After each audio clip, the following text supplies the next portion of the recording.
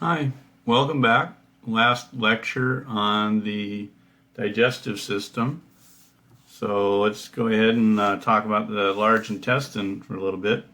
I put some notes on here. We'll get to those in just a minute. But some basic functions of the large intestine or the colon, same thing. Little digestion occurs in the large intestine. It's mainly for the absorption of water and some minerals, nutrients, and some vitamins in particular. The colon is populated by a tremendous number of bacteria of different species, different varieties.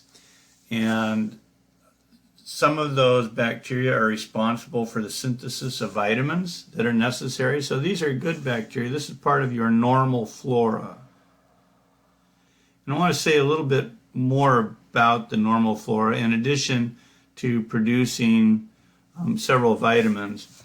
But the normal flora of your bacteria, the normal flora of your intestine serves a number of health functions that have not been appreciated until recently. It's a very active area of research, and I would like to recommend a book for you maybe over this summer when you have a little more time to read, not right now, but this is an excellent book called, the title of it is I Contain Multitudes, and it's referring to the microbes. Subtitle is The Microbes Within Us and a Grander View of Life. It was done in 2016 by Ed Young. It's an excellent book. It has great reviews. It's all scientifically based. It's all evidence-based, and there are lots of citations, but it's very readable. It's extremely interesting. I'm sure you would enjoy it. If you like to read, it would be a great one for over the summer. You will learn lots, and you won't forget it quickly. The appendix, which is an extension off of the cecum, also contains bacteria. Its function has been a little mysterious, but it's likely involved with recolonizing the bacteria in the colon after a bout of diarrhea. I threw some other question marks on here. I was just looking at the figure over on the upper right and got to thinking, oh yeah, there's some familiar blood vessels that you should probably be able to recognize. And I put little red dots with lines to question marks, and just for practice to go back and identify those. In addition, here's another one.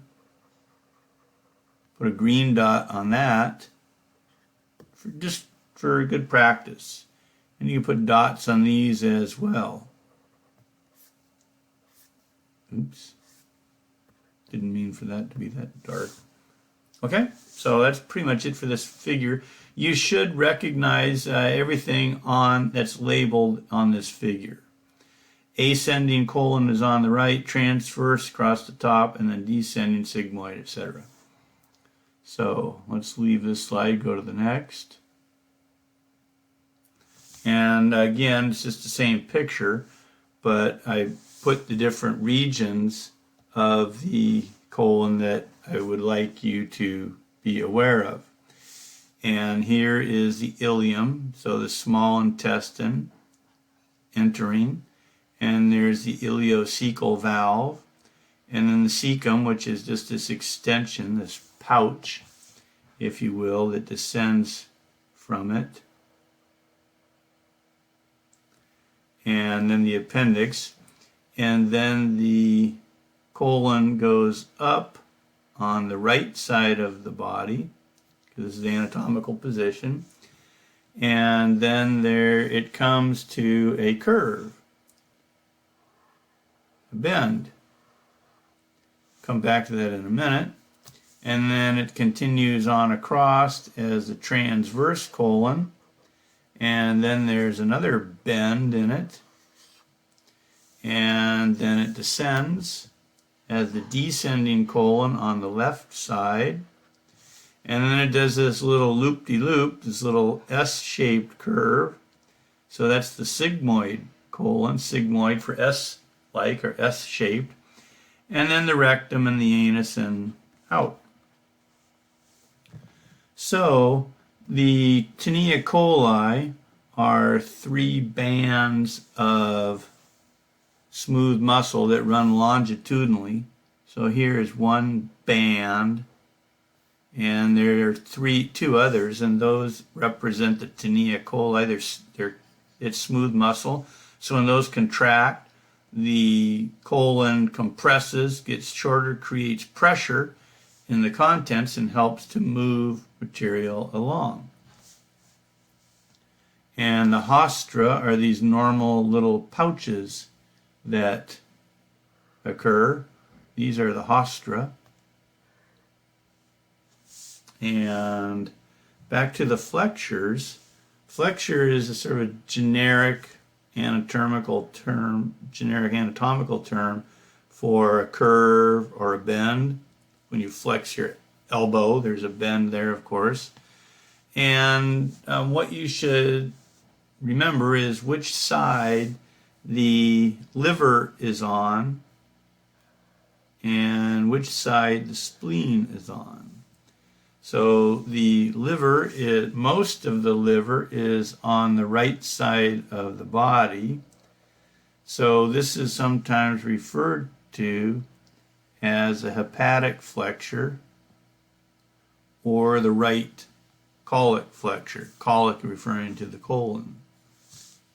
So the hepatic flexure or the right colic flexure.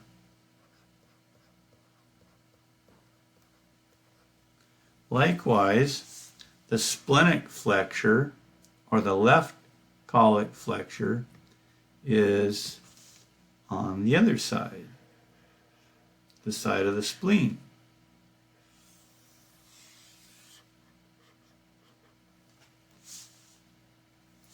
And it is sometimes referred to as the left colic flexure or bend. So when a patient has a colonoscopy done to screen for colon cancer, the scope is inserted through the rectum, through the anus, and it has to make these snaky bends. And so it bends up along through the sigmoid and through the 2 different flexures and all the way down to the cecum. Excuse me.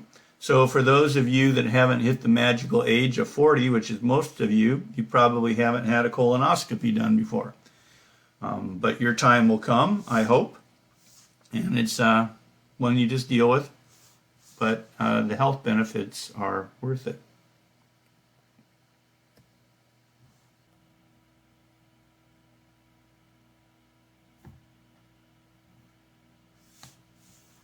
Okay.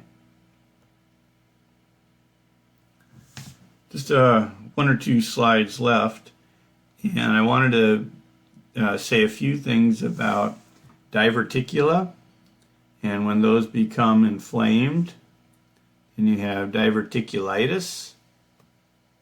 But diverticula on the left are outward protrusions of the colon. So here is one, and they often become impacted with fecal matter, poop.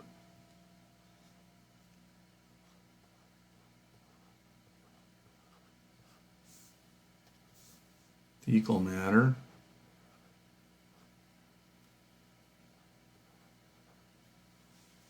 And those are the diverticula. And some people are prone to them. They can have lots of them. They can become problematic if they become inflamed. They can start to bleed. They can cause a lot of pain. And then you have diverticulitis. So those are diverticula. On the other hand, polyps are inward growths. And these are discovered with a colonoscopy. And this is the top right figure. I believe it looks like an illustration, but it's a pretty good one. And here are these polyps and that descend from the inner wall of the colon. And those are risky. They can become cancerous. So what happens with a colonoscopy is they will go in with the scope and remove those. And there's a number of tools, attachments that go on the end of the scope, but they can throw out a little wire at the end of the scope. The wire comes out and hooks around it like a little lasso. Tighten up the little loop, turn on the electrical current, and it just basically cooks it right off. It gets hot and just cuts it off. Then they take that out, collect the polyp, and send it to the pathology lab to see if they're cancerous. And sometimes what they will do is tattoo a little number on the colon, and you can put a little number there and come back and look at the area later after the colon has to be clean for the prep in order to do the colonoscopy. And that's what people remember more than anything else, is just the prep, because you have to clean it out. Sometimes these polyps can become incredibly numerous. I've heard stories of people that do the colonoscopies. They go in and the patient just has hundreds or thousands of polyps, and it's like, oh my goodness, that person is at high risk of developing colon cancer. Other polyps can become so enlarged that they actually block the lumen of the colon. So this is a large polyp here that's grown, and this is not a good sign. And it's pretty much blocked the passage of the colon. It's become so enlarged. That's going to have to be removed. The colon will probably be sectioned, and there's a pretty good risk that this has become cancerous. So the moral of the story is to encourage patients to have a regular colonoscopy. And if they come out clean after, I think the first one, I'm not sure what the current recommendations are. I think it's 40, maybe it's 50. But after the first one, if you don't have any polyps and you get a clean bill of health, it used to be every 10 years you'd come back. So people can deal with that. And the last slide is just some miscellaneous vocabulary to be aware of. Cholecystitis and a cholecystectomy and an appendectomy. Look those up so that you're familiar with what they mean. And that's it for Module 8. So if you have questions over any of it, please get a hold of me.